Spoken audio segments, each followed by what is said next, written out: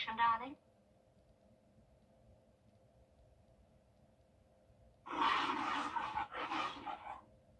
This is BTV, your home for memorable entertainment. We had some storms today, starting early this morning, continuing until just around an hour ago. But tomorrow we will be drying out, plenty of sunshine, and of course, pretty hot. I'll have all those details coming up. Now at 10, following the weekend shooting in downtown Augusta, what we know so far about the chaos on Broad Street. Plus, the race for sheriff in Aiken County, we'll hear from candidate Stuart Bertel. And keeping the streets of Georgia safe, how the GBI is working to make your family and community safer. Your News at 10 starts now. Live from Television Park, this is WJBF, News Channel 6 at 10 on BTV. Good evening, everyone. I'm Dee Griffin. Thanks so much for joining us for your News at 10 coverage you can count on begins with the latest on the shooting on Broad Street this weekend. We spoke with the man who says he witnessed the chaos just after 1 on Saturday morning. Here's Graham Lee.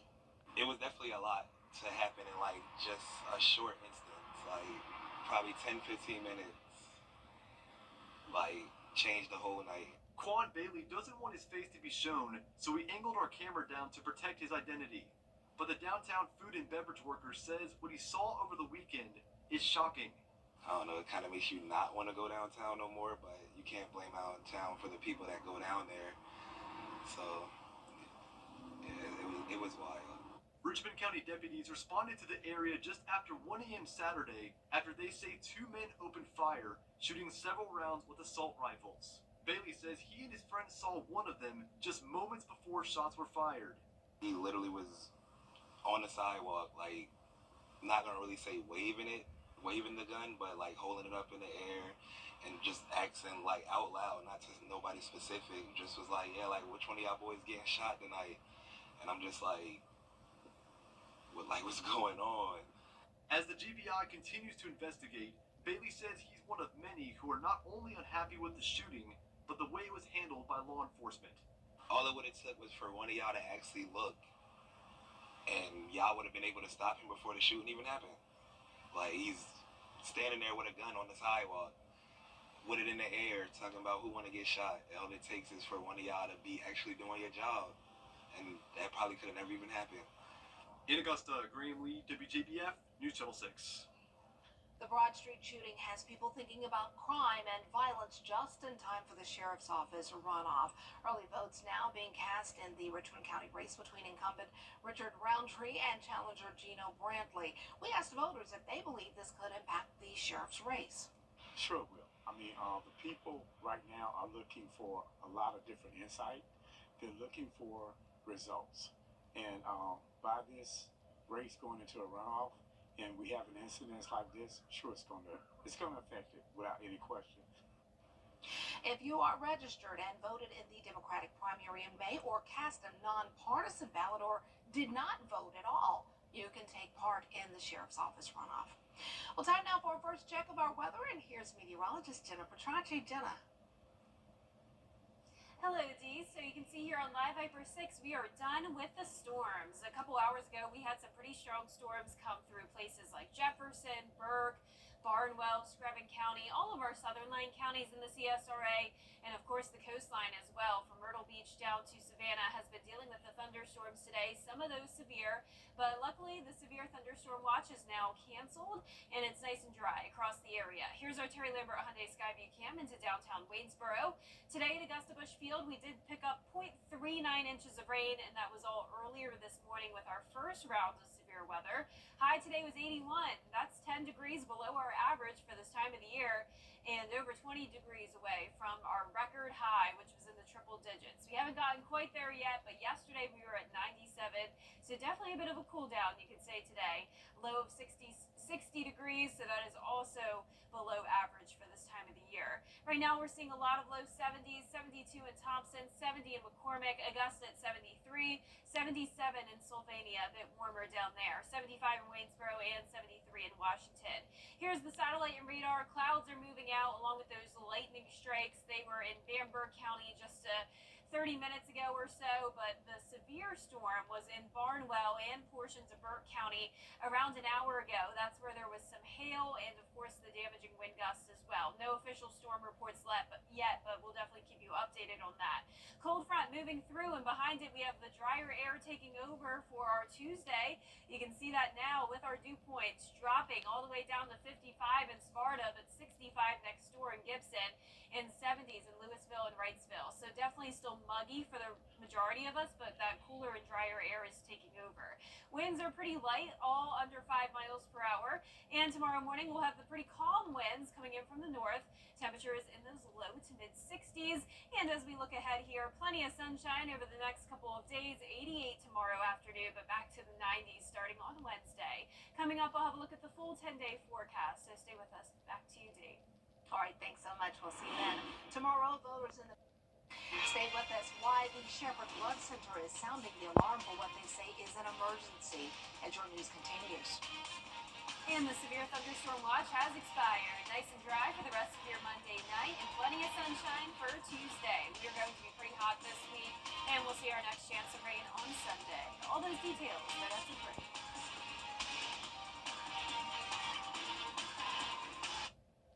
At Hammond Hills Animal Hospital. Call now. Now, your most accurate forecast with WJBF Live Viper 6. Welcome back and happy Monday. I want to start out with some viewer photos. We got some great views of the sunset earlier, along with the storms in the distance. These were taken by George Delk in Barnwell County. This was in Hilda, South Carolina. You can see the rain coming down from the clouds out in the distance, along with the beautiful colors in the sky. And on top of that, I have another sunset photo, also from Barnwell County. This is a view of Edgar A. Brown Lake. Stunning shot there. Luckily for them, the storms stayed in the distance when they took that photo and got to see the beautiful colors in the sky over there as well. Rainfall totals today anywhere from pretty much no rain to around an inch of rain. So definitely not a big flood day today by any means, but Millen did pick up a good amount of rain from the first round of storms this morning and a secondary round this evening. And other places had the same situation. It was definitely mostly our southern line counties that got hit with the storms today. And earlier this morning, we did have some wind damage reports in Burke, Millen area, Burke County, Millen and Jenkins County, and in Screven County. Trees went down along with the power outages, and it's possible that we could see some storm reports come through as well from another portion of Burke County along the border of Barnwell. That's where we had a severe storm around an hour ago that could have brought some hail and wind damage. We also had a cool down today on top of the storms. It may not have felt like a cool down, but it was. Yesterday we made it to 97 degrees. It was a very toasty weekend, and today we were only in the low 80s. Now, it probably didn't feel like it because it was still very humid, but I can promise you it was a whole 16 degrees cooler today. Temperatures right now in those low to upper 70s, 76 in Sparta, 72 in Washington, Waynesboro at 75, 73 in Barnwell, and 70 in Aiken. Our Terry Lambert Hyundai Skyview Cam at Wellstar MCG Health, nice and dry. Skies are clearing, and dew points are still in the low 70s here in town, but we definitely have the drier air moving in behind the cold front passage. All of those lightning strikes now moved out of the CSRA with the cold front coming through. Notice not much behind it, so just a few passing clouds here and there over the next couple of days, but for the most part, plenty of sunshine. 64 in your morning, 88 by the afternoon. So a little bit cooler over the next couple of mornings with lows of 63. Then we'll climb to 70 going into our Father's Day morning. Tomorrow when you're headed out the door, nothing to worry about. The skies will be clear, winds coming in from the north. And then as I mentioned, a few clouds here and there on Wednesday, but staying dry. Not just through Wednesday, but all the way until Saturday of Father's Day weekend. Also heating up to 95, and then on Sunday, that's when we'll see a few storms around. And it's all due to this Gulf moisture that's expected to move into the southeast, possibly low pressure developing. As of now, doesn't look like it will be tropical, and it looks like we'll have minimal impacts, but there will be those chances of rain from Sunday into next week. Lows tonight anywhere from the low to upper 60s, and our highs tomorrow will be in the upper 80s for the most part. Our 10-day forecast showing the mix of sun and clouds throughout the week. Temperatures primarily in those low 90s.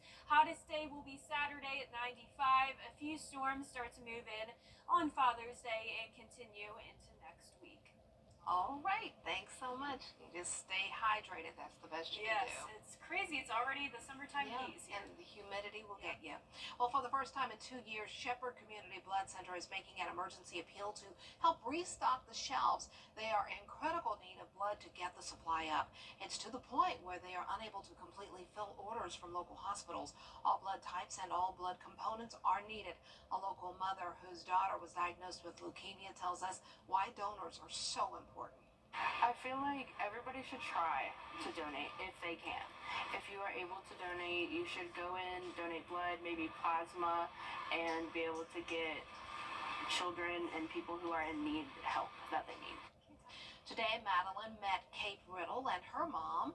Kate has leukemia and is the recipient of Madeline's blood donation. This week, center hours are being extended, so to find out the times and locations, just go to shepherdblood.org. Stay with us, the latest on the Hunter Biden trial. We'll hear about a possible new addition to the South Carolina baseball team. And the Georgia Bulldogs are facing off right now in the Super Regionals. Kira's coming in right now with your sports next. BNK rating. 3.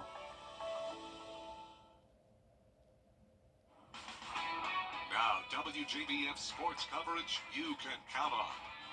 It was a big night for the Georgia baseball team as they hosted NC State for a win-or-go-home Game 3 in the Super Regionals at Foley Field. With so much on the line, Georgia was locked in early. The Dogs got on the board first thanks to a 2-run bomb from freshman Trey Phelps in the bottom of the second. Then NC State would respond with 5 unanswered runs. And in the bottom of the 6th, with 2 on, Georgia would chip away at that lead. 1 out, fly ball to right field. NC State will dive for it and secure the out. But Trey Phelps tags up and comes on home to close the gap to 2 runs. Then in the 7th, similar situation, 1 out, a shot to first base will get the batter out, but a runner on third will tag up and cut the lead. Now, just moments ago, NC State sealed the deal, winning 8-5. I will have all of those highlights and reactions for you at 11 p.m. Last night at Clemson, a game that had a roller coaster ride of emotions ended up needing 13 innings to be decided. The crew chief for the umpires at Sunday's Clemson-Florida game provided a very lengthy explanation late last night as to why both Tigers head coach Eric Bakich and assistant Jack Leggett were not only ejected but also suspended for 2 games following the 13th inning unsportsmanlike conduct warning to Clemson's Alden Mathis. Essentially, they were being considered for having actions that were out of line, and they did not obey requests to return to their dugout. All of this according to umpire Billy Van Raphorst. Senior infielder spoke about the loss and how hard his team fought for the season. Just kind of in the moment, it sucks. We just lost a 13 inning game, really hard fought game. We were doing anything we can just to try to get to Monday, and we fell short. As of Monday, the Tigers head coach Eric Bakich was not made available to the media, but he is expected to do a season wrap-up presser later this week. More on that. Various reports indicate that former LSU head coach Paul Manieri is the choice to be the new coach of the South Carolina Gamecocks baseball program. Manieri coached the Tigers from 2007 to 2021 and won the 2009 title. He has more than 1,500 career wins. Manieri has not been a head coach since leaving LSU, but we'll have more on the Gamecocks' newest addition as this develops. We'll check in on it later in the week. And for now, that does it for sports. I have a full list of places to give. Well, last but not least, Best Pack is the world's. You're so sweet for doing that. You are so good. Did it for all 3 She's of so us. much better than me at that. Me too. I'm like, the largest celebration of Pacific Islanders is underway. It's being hosted in Hawaii for the first time in 52 years. Alina Lee reports on Best Pack. Sunday was a day of spiritual rest for the Pacific Islanders who've traveled far to attend the Festival of Pacific Arts and Culture taking place in Hawaii for the first time. It's a huge privilege to be invited here and be a part of this historical moment, to be around this many people, to explore the many differences and the many similarities that make us one. Our island, first time for everything, so this is once in a lifetime. Hawaii residents and visitors say the festival is a revival of traditions, old and new. It enlightens my spirit because of my age. I thought it was something that, it was forgotten by a lot of the young people, but today they have, picked it up and made it more lively and modern. It's the performances, music, and exhibitions, the sheer amount of cultural knowledge given and received in one place that makes the festival so unique, according to guests. I get to share my art form, and it's just been a beautiful experience, especially to meet old friends and meet new friends.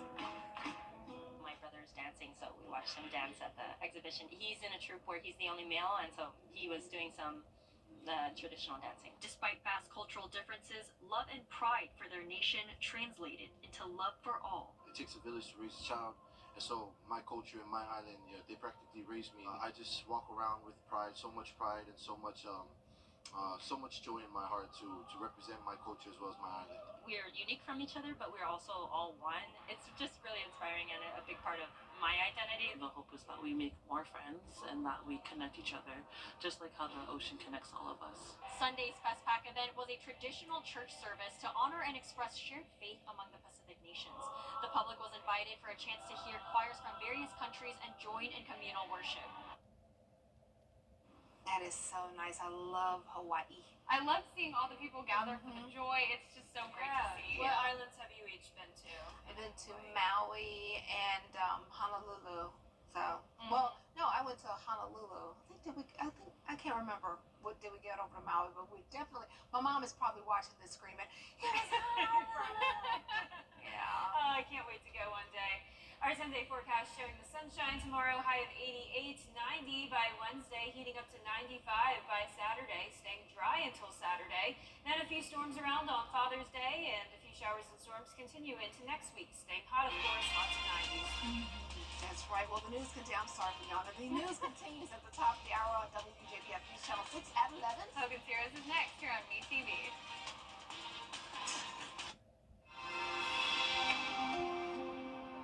To $1 off per gallon at the pump. Kroger is worth it every time. Kroger, fresh for everyone. I'm attorney George Sink. My law firm has the experience to help you get your money faster.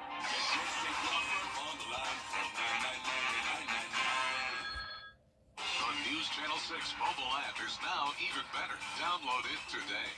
Meteorologist John Blair, weather coverage you can count on. We had thunderstorms earlier this morning and then another round in our southern line counties this evening, but we're dry now and it will be dry and sunny tomorrow with the heat on all week long. I'll have all those details coming up.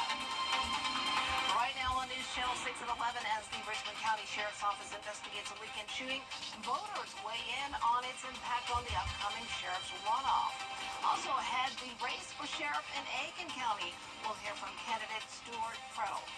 And keeping the beach state safe, how the GBI is working to protect the people of Georgia as your News at 11 starts now.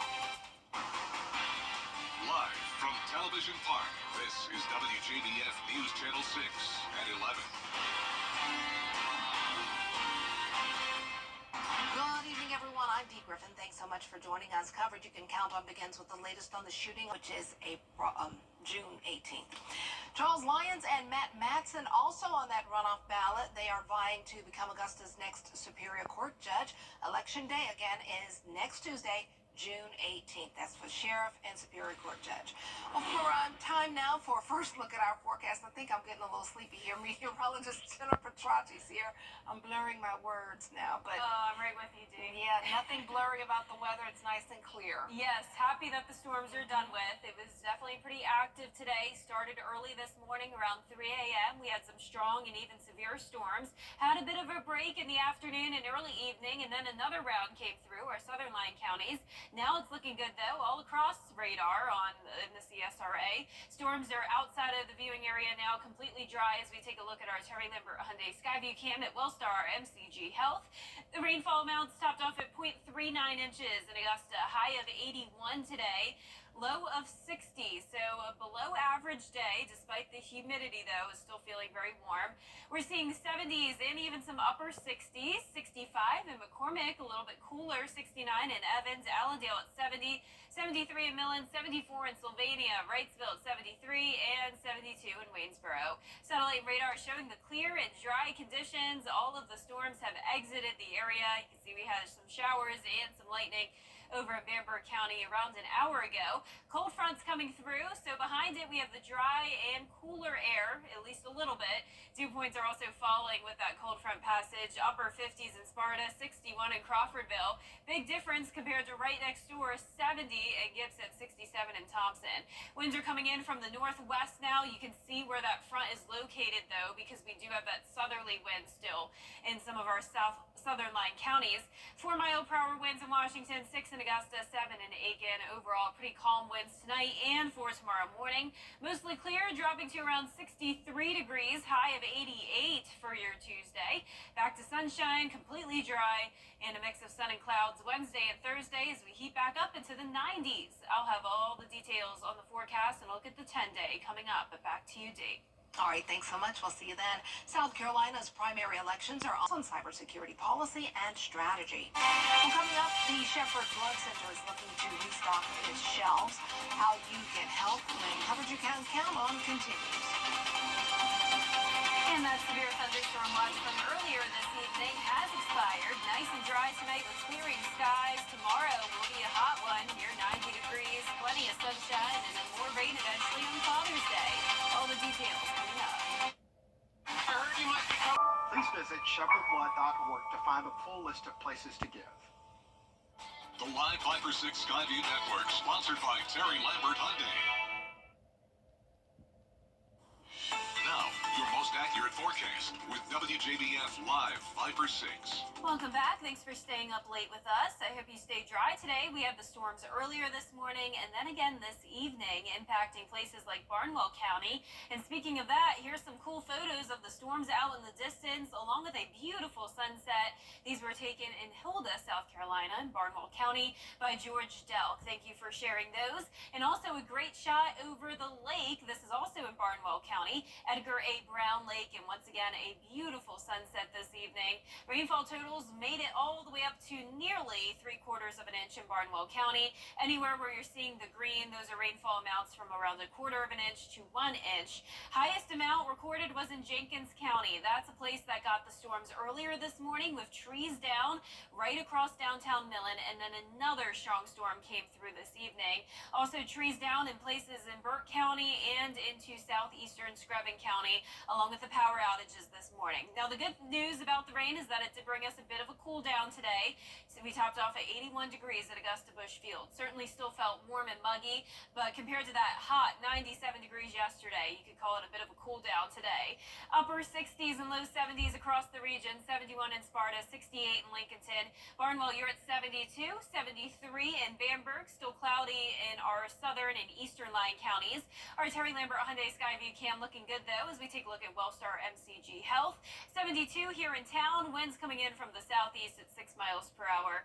A muggy night and the clouds are clearing. All of the showers and storms off to the east now with that cold front moving through. Behind the front we have drier and cooler air taking over at least briefly. Tomorrow morning we'll be in those low to mid 60s and then in the afternoon we'll be in the upper 80s. Low temperatures will stay below average on Wednesday as well, but they climb right back up eventually to the 70-degree mark going into Father's Day. Our featurecast tomorrow morning showing the clouds moving out, the northwest wind coming in, and then as we go into Wednesday, a few passing clouds here and there, but overall staying dry. Good amount of sunshine expected this week. For Father's Day weekend, going to be heating up on Saturday, 95 degrees, partly cloudy, and then on Sunday, just as hot nearly, and also a few showers and storms around, all due to this Gulf moisture we're expecting to form. This could potentially become a low pressure system, and all of this moisture will move into the southeast, bringing us some rain chances starting on Sunday and continuing into next week. Not expecting this to be a tropical system, and for us it does look like minimal impacts. Lows tonight anywhere from the low to upper 60s, highs tomorrow in the upper upper 80s to low 90s. And your 10-day forecast showing the heat all week long. I mean, pretty typical now that we are into the middle of June, and also the humidity will be high. Low temperatures on the rise, eventually to 70 degrees going into Sunday. All of next week, low 90s. Dry for now, but 20 to 30% chance of rain Sunday into next week. All right. Well, hopefully that rain will drop some of the temperatures even more. Yeah, at least when we get a shower, it cools us down for a little while. Thanks so much. Well, for the first time